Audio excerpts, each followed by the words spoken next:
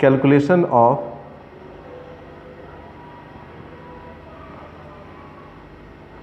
Consumption of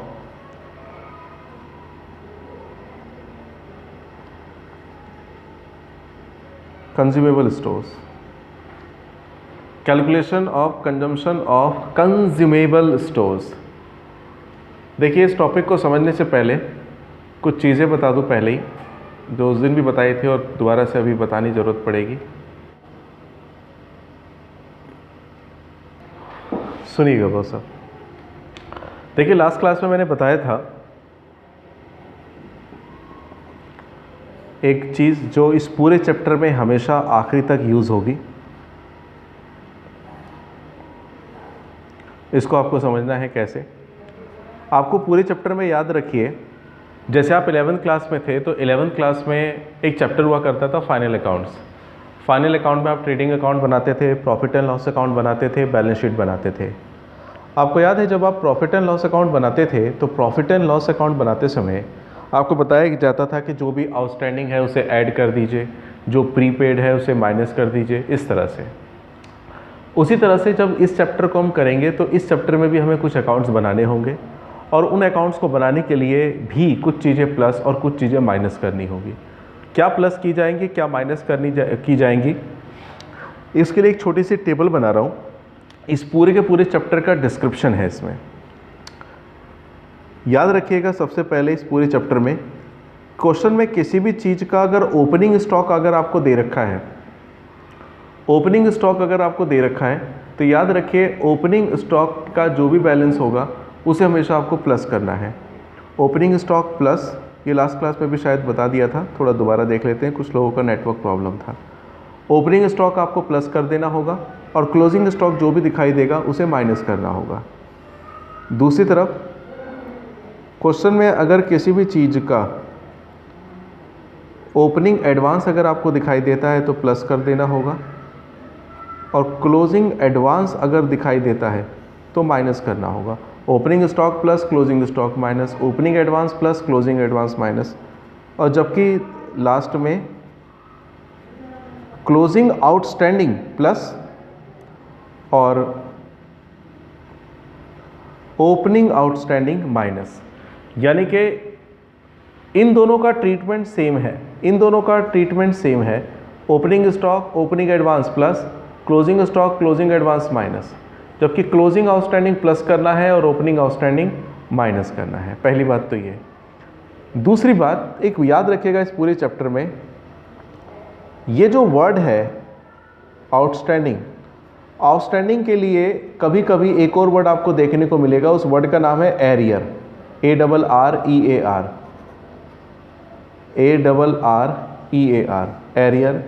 इसी के लिए एक और वर्ड है ड्यू, इसी के लिए एक और वर्ड चलेगा क्रेडिटर। मतलब इस पूरे चैप्टर में याद रखिएगा outstanding, arrear, due, creditor, outstanding, arrear, due, creditor, सबका मतलब एक ही है। क्लोजिंग आउटस्टैंडिंग दिखाई दे, क्लोजिंग एरियर दिखाई दे, क्लोजिंग ड्यू दिखाई दे, क्लोजिंग क्रेडिटर दिखाई दे, प्लस करना है।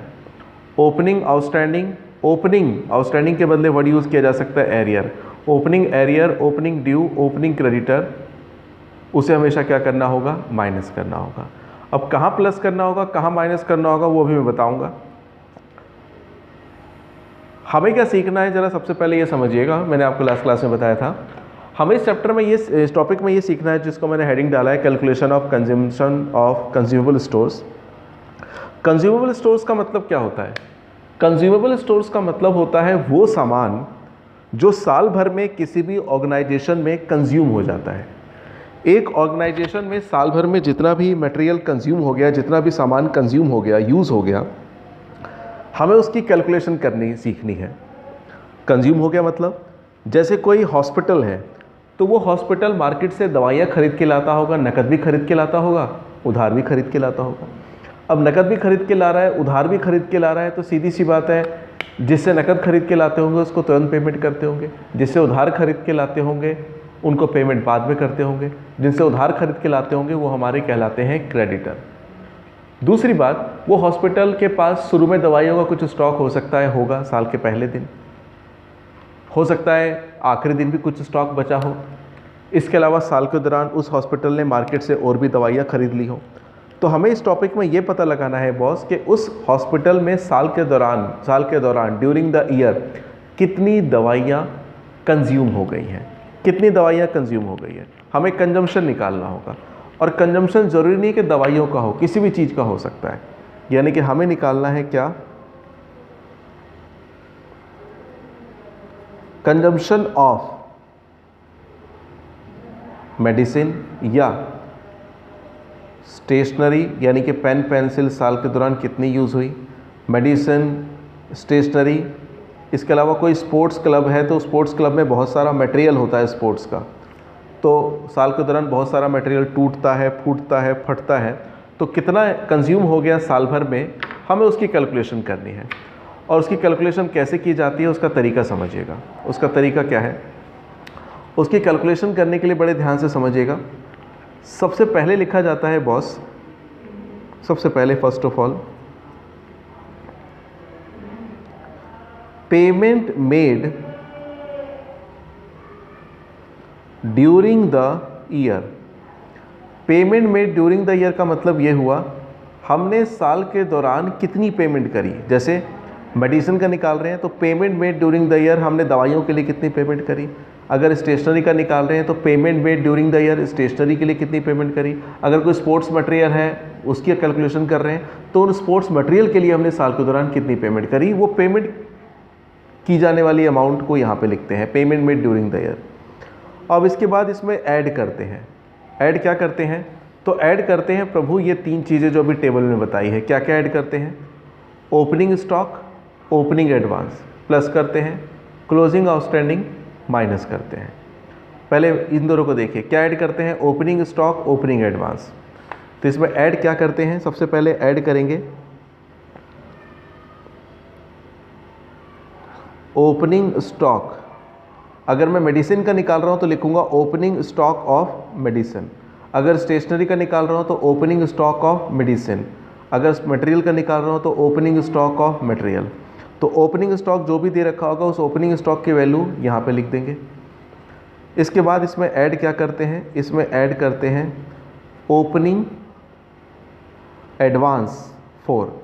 हमने शुरू में साल के पहले दिन कितनी एडवांस पेमेंट कर रखी है, शुरू में हमने साल के दौरान कितनी एडवांस पेमेंट कर रखी है, वो एडवांस पेमेंट भी हम लोग यहाँ पे लिखते हैं। और जो भी एडवांस पेमेंट करते हैं, कितनी एडवांस पेमेंट कर रखी है यहाँ पे शो करेंगे। यानी कि क्या क्या शो कर रहा हूँ मैं, ओपनिंग स्टॉक, ओपनिंग एडवांस, यहाँ पे भी लिखा हुआ था ओपनिंग स्टॉक, ओपनिंग एडवांस। इसके अलावा इसमें और क्या ऐड करते हैं, क्लोजिंग आउटस्टैंडिंग। क्लोजिंग आउटस्टैंडिंग इसमें प्लस करते हैं। क्लोजिंग आउटस्टैंडिंग जब प्लस करते हैं तो कैसे प्लस करते हैं, यहाँ पे लिखते हैं क्लोजिंग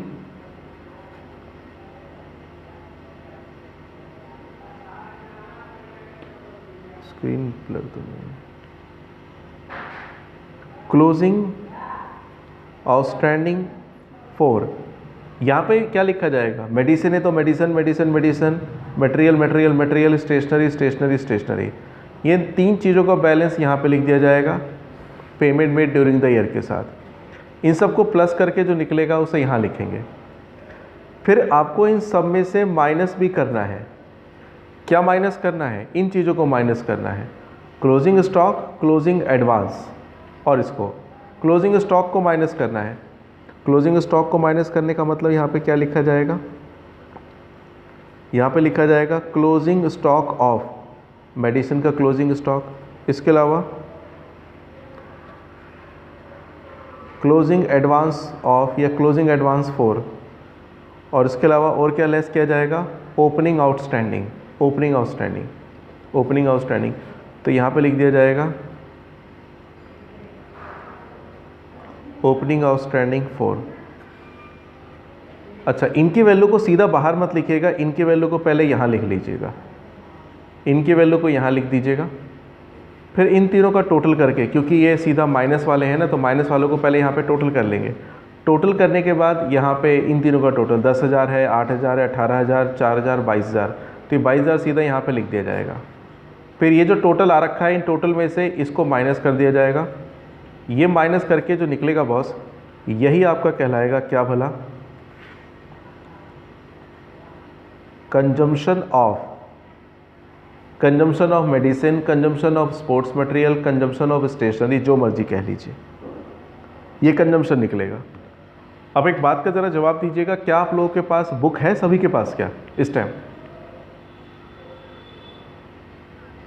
हाँ, कोई भी हो क्वेश्चन। अच्छा, बुक किसी के मतलब अभी 9 लोग हैं, 9 लोगों में से किस, अच्छा, चलिए आज मैं फ़ोटो खींच करके भेजूंगा, ये तभी होगा। बुक की व्यवस्था करनी पड़ेगी बच्चों, क्योंकि बुक के बिना तो काम नहीं चलेगा।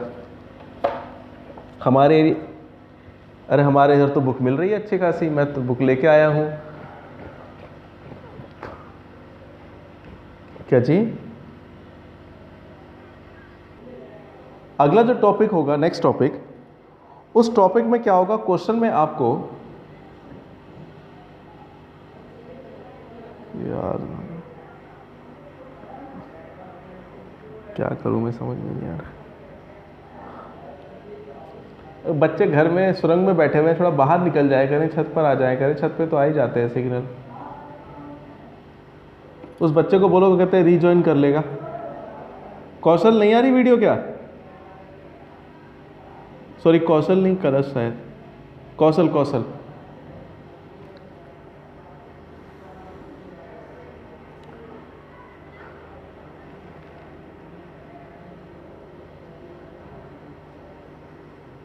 ये लॉकडाउन कब ख़त्म होगा भाई? बहुत दिक्कत हो रही है इससे, तो जल्दी ख़त्म हो जाए, नहीं घनघोर दिक्कत है यार। ये ऑनलाइन पढ़ाई थोड़ी ना होती है, ऑनलाइन तो,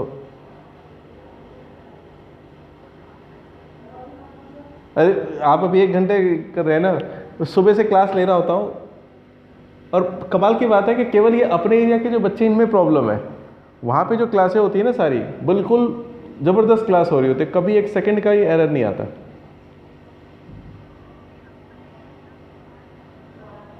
नहीं मैडम जी, बहन जी, तभी आपका ऑटो कट गया था ना, दूध लेने चले गए थे।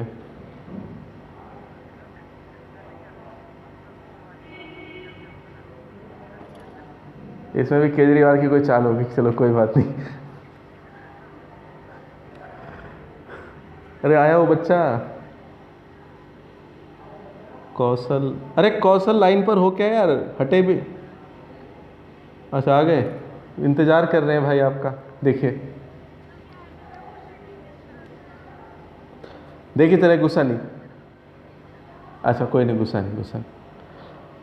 आगे ज़रा सुनिएगा, हमें क्वेश्चन में अगले टॉपिक में एक अकाउंट बनाना सीखना होगा। उस अकाउंट का नाम होगा असेट अकाउंट। असेट का मतलब एक ऑर्गेनाइजेशन है, उस ऑर्गेनाइजेशन के पास कोई एसेट होगी, फर्नीचर होगा या कोई बिल्डिंग होगी, जो भी है, उस असेट के बारे में आपको कुछ इन्फॉर्मेशन दे रखी होगी, और उस इन्फॉर्मेशन को यूज़ करते हुए आपको उस असेट का अकाउंट बनाना होगा।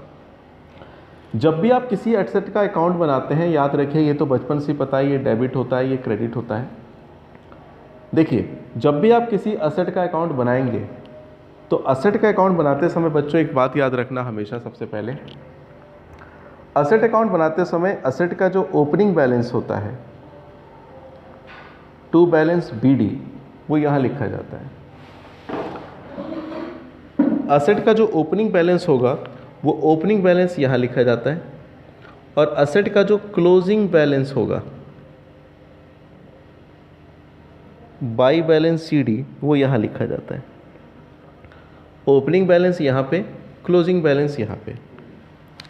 इसके बाद आफ्टर दैट किसी भी तरह से याद रखिएगा, असेट की वैल्यू अगर बढ़ती है तो इस तरफ लिखेंगे, और असेट की वैल्यू घटती है तो इस तरफ लिखेंगे। अब सवाल खड़ा होता है कि असेट की वैल्यू बढ़ेगी कैसे और घटेगी कैसे? पहले घटने की बात कर लेते हैं। देखिए, असेट घटने की दो वजह होती है मेन। पहली वजह, जब आप असेट यूज़ करते हैं तो यूज़ करने से उसके ऊपर लगता है डेप्रिसिएशन, और डेप्रिसिएशन लगने से याद रखिए असेट की वैल्यू कम होती है। तो डेप्रिसिएशन से असेट की वैल्यू कम होती है, तो यहाँ पे पहले मैं क्या लिखूँगा, बाई डेप्रिसिएशन अकाउंट। यहाँ पे असेट के ऊपर जो डेप्रिसिएशन लग रहा है वो यहाँ पे लिखेंगे, क्योंकि डेप्रिसिएशन से असेट की वैल्यू कम हो रही है। इसके अलावा असेट की वैल्यू और क्यों कम होती है? असेट की वैल्यू कम होने के लिए दूसरी वजह होती है, जब आप साल के दौरान उस असेट को बेच देते हैं। जब उस असेट को बेचते हैं तो यहाँ पे लिखते हैं बाय बैंक अकाउंट, और ब्रैकेट में लिखते हैं ज़रूर क्या, सेल। ये आपने 11th में भी किया है। यहाँ पे लिखते हैं बाय बैंक अकाउंट, ब्रैकेट में लिखते हैं सेल। अच्छा, बेचते हैं तो बेचने पर हो सकता है फ़ायदा हो सकता है लॉस हो। भाई आपके हिसाब से कोई चीज़ या कोई फर्नीचर 50,000 का था, उसे आपने 30,000 में बेच दिया। 50,000 वाले फर्नीचर को अगर आपने 30,000 में बेच दिया तो इसका मतलब उसे बेचने पर आपको 20,000 रुपये का लॉस हो गया। वो जो 20,000 रुपये का लॉस हुआ है वो लॉस यहीं पे लिखते हैं, उसे नाम देते हैं लॉस ऑन सेल ऑफ जो भी असेट है उसका नाम। Loss on sale of asset, जो भी लॉस हुआ वो यहाँ पे लिख दिया जाएगा। साल भर यूज़ करेंगे उसके ऊपर डेप्रिसिएशन लगेगा बाय डेप्रिसिएशन अकाउंट। बेचेंगे तो बाय बैंक अकाउंट, बेचने पे लॉस हुआ तो loss on sale of asset यहाँ पे लिखा जाएगा। जबकि दूसरी तरफ डेबिट साइड में बात की जाती है किसकी? डेबिट साइड में बात की जाती है कि असेट जब बढ़ती है। और असेट बढ़ेगी कैसे बॉस? तो असेट बढ़ने की एक ही वजह होती है, वो वजह यह है कि जब आप असेट को खरीदेंगे, और असेट को खरीदेंगे तो लिखेंगे टू बैंक अकाउंट, ब्रैकेट में परचेज। टू परचेज डायरेक्ट नहीं लिखेंगे, पहले बैंक लिखेंगे, ब्रैकेट में परचेज लिखेंगे। इस तरफ बढ़ेगा, बढ़ने की वजह होती है खरीदना, तो इसलिए लिखेंगे टू बैंक अकाउंट परचेज, और इस तरफ था तो बाई बैंक अकाउंट। दूसरी बात मैंने भी बताया आपको कि जब असेट को आप बेचते हैं तो असेट बेचने पर लॉस भी हो सकता है, प्रॉफिट भी हो सकता है। अगर लॉस हुआ तो एंट्री इस तरफ होगी, लॉस हुआ तो एंट्री इस तरफ होगी। लेकिन मान के चलो असेट बेचने पर प्रॉफिट हो गया, तो प्रॉफिट हो गया तो उसकी एंट्री डेबिट साइड में होगी, और उसको क्या लिखा जाएगा? प्रॉफिट ऑन सेल ऑफ जो भी असेट है। अगर फर्नीचर है तो profit on sale of furniture, profit on sale of building. इस तरह से ये अकाउंट बनाया जाता है। कभी कभी अकाउंट ये पूछा जा सकता है, ये आपको बताया गया है। आइए अब ज़रा क्वेश्चन करते हैं।